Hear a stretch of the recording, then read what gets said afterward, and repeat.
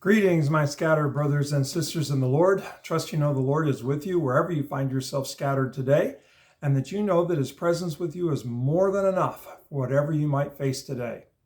Well, I know it has been a long minute since I've done a word for the scattered, but planning on getting back to it. My routines kind of got blown up there for a while, but we are re-engaging and picking back up where we left off in the Gospel of Mark.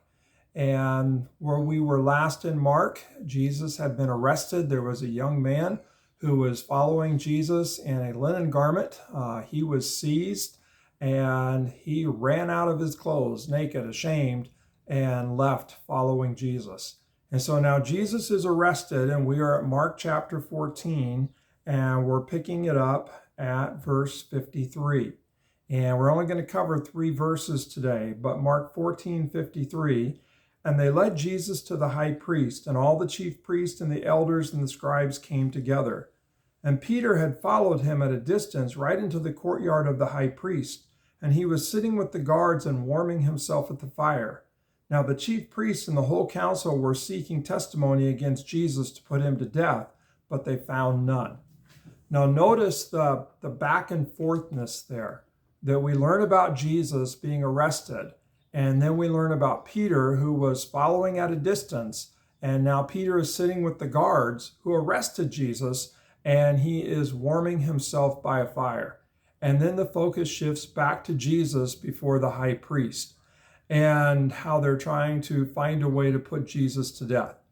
This is going to play out even further to where the focus is going to be on Jesus and his faithfulness, and then Peter and his failure in terms of denying Jesus 3 times.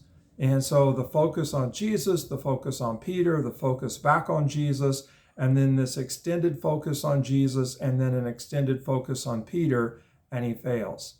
And so there's a contrast here, and we'll see it develop between the faithfulness of Jesus and the efforts of Peter, but the failure of Peter. And so here we see Peter following at a distance, sitting with the guards and warming himself by the fire, the same fire that the guards are trying to keep warm by. And I just wonder how often that's us when we try to follow Jesus, but by our own strength, instead of by the strength that Jesus gives us, instead of by his Spirit. When we do our best to follow Jesus, but we're not relying upon his Spirit, we find ourselves at a distance. We find ourselves sitting with the guards, the very ones who were employed to arrest Jesus, who aren't following Jesus. And then we find ourselves trying to keep ourselves warm by the same fires that everyone else is trying to keep warm by, instead of living close to Jesus and our strength, our warmth coming from him. And so that's kind of the word today, a word for self-examination. How closely am I following Jesus? Am I following by my own strength? Because when we follow by our own strength, we find ourselves at a distance. We find ourselves sitting with the guards instead of being close to Jesus. And we find ourselves trying to keep ourselves warm by the same fire, the same fires that everyone else is trying to keep warm by, instead of our warmth, our strength, our life, our hope, our joy coming from Jesus. The good news, on the other side of the cross and the resurrection and the giving of the Spirit, we see a different Peter.